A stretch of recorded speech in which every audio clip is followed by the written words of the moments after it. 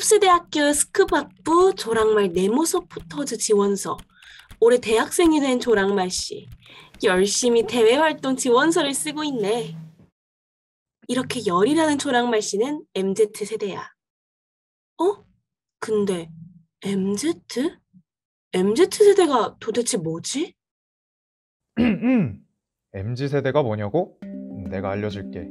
MZ세대는 1980년대 초 출생한 밀레니얼 세대와 1990년대 중반에서 2000년대 초반 출생한 Z세대를 합쳐서 이르는 말이야. 대략적으로 지금의 10대에서 30대에 해당하는 사람들이라고 볼 수 있지. 아, 그렇구나. 조랑말 씨가 지원서를 다 썼나 봐. 한번 봐볼까? 와, 조랑말 씨. 대단한데?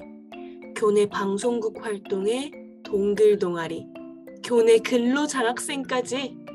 그게 바로 MZ세대의 특징이야. MZ세대는 셀프 브랜딩을 좋아하지. 자신을 하나의 브랜드로 인식하고 자발적으로 자아 성취를 하기 위해 주체적으로 사회생활을 하고자 노력해. 스스로의 가치를 높이고 자신만의 개성을 만들어 나가는 게 바로 MZ세대야. 아하, 그래서 MZ세대는 개인의 만족과 가치관을 중요시하는구나. 맞아. 그래서 MZ세대들은 다른 세대들보다 각자의 차이와 취향에 대해 유연한 태도를 보여. 하지만 다른 누군가가 자신의 취향을 존중하지 않는다면 이에 대해 공정하지 않다고 여기고 적극적으로 의견을 표출하곤 하지. 어? 휴대폰을 하는 조랑말 씨의 표정이 좋지 않아. 무슨 일일까? MZ세대들은 경쟁과 서열화로 점철된 사회에서 자라서일까? 타인과의 비교에 예민한 모습을 보여. 모두 학교에 다니면서 자신이 몇 등급인지, 내 뒤엔 몇 등이 있는지 이런 거 확인한 경험 있지? 아, 하지만 조랑말 씨도 충분히 잘 살고 있는걸? 하지만 SNS 헤비 유저인 MZ세대는 SNS가 발달하면서 그만큼 남들의 삶에 더 가까워졌어. 당장 유튜브를 열어서 브이로그만 봐도 남들이 어떻게 살고 있는지 바로 알게 되지. 이러한 상황 속에서 스스로가 남보다 부족하다는 생각을 하는 게 아주 쉬워졌어. 그렇구나. 그래서일까? 더욱 자기 개발에 매달리게 되고 일과 삶의 경계가 모호해지는 것 같아. 정리하자면 MZ세대는 치열한 경쟁 사회 속에서 자신의 가치를 높이기 위해 갓생을 살고 있다고 할 수 있지. 갓생? 어디서 많이 들어봤던 것 같은데. 자, 봐봐. Z세대의 삶은 어떤가요?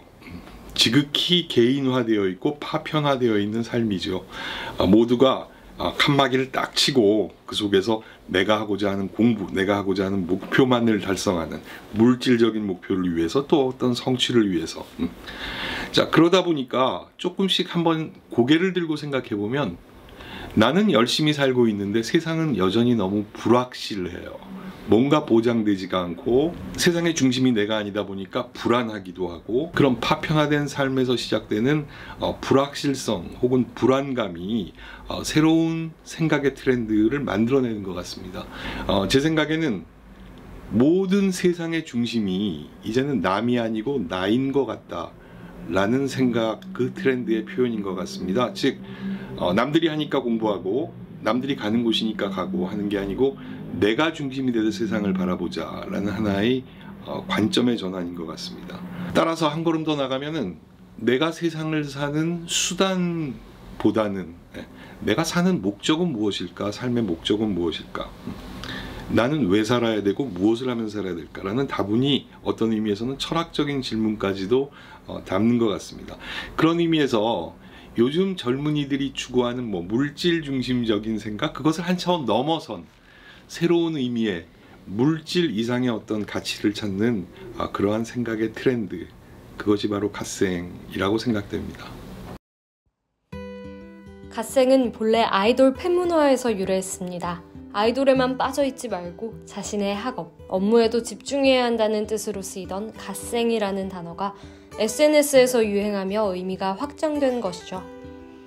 포털 사이트인 네이트온에 올라온 하루라도 갓생 사는 법 알려줄게 라는 게시글은 무려 17만여 건의 조회수를 기록하며 갓생의 모범 답안이 되었습니다.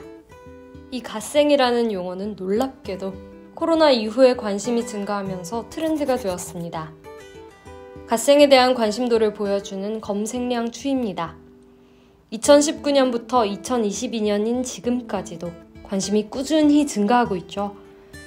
2019년에 비해서는 약 16배 증가했습니다. 구글 트렌드 데이터도 비슷한 양상을 띱니다. 일찍 일어나는 습관을 만들려는 미라클 모닝 관련 인스타그램 해시태그는 3월 2일 기준 83만 개에 달합니다. 매우 뜨거운 관심이죠. 갓생은 매일 집안에서 재택근무를 하면서 쌓여가는 무기력과 우울감을 이겨내는 방법으로 떠올랐습니다. 거기다가 사람들 간의 만남이 제한되면서 스스로의 루틴과 습관을 만들며 온전히 나에게 집중하는 분위기가 형성된 것도 한몫한 것으로 보입니다. 2개 이상의 직업을 가진 사람, 이른바 엔잡러의 증가도 갓생 문화의 확산에 영향을 미쳤습니다.